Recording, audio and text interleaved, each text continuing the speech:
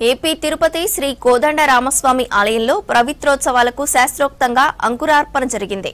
సాయంత్రం 6 గంటల నుంచి సేనాధిపతి ఉత్సవం, మేధిని పూజ, మృత్యుంగ్రహణం, అంకురార్పణ ఘట్టాలు నిర్వహించారు యాత్రికులు. సిబ్బంది వల్ల తెలియక జరిగే దోషాల వల్ల ఆలయ పవిత్రతకు ఎలాంటి లోపాలు రావొద్దని ఏటా 3 రోజుల పాటు పవిత్రోత్సవాలు నిర్వహిస్తుంటారు.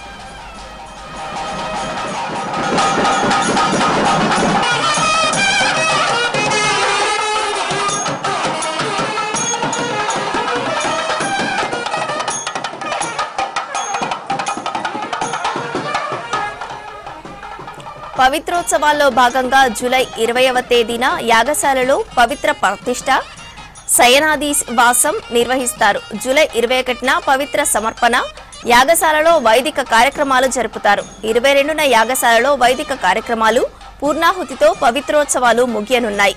కార్యక్రమంలో ఆలయ deputy EO Nagaratna, AEO Ravi, ఆలయ ప్రధాన అర్చకులు, సిబ్బంది పాల్గొన్నారు.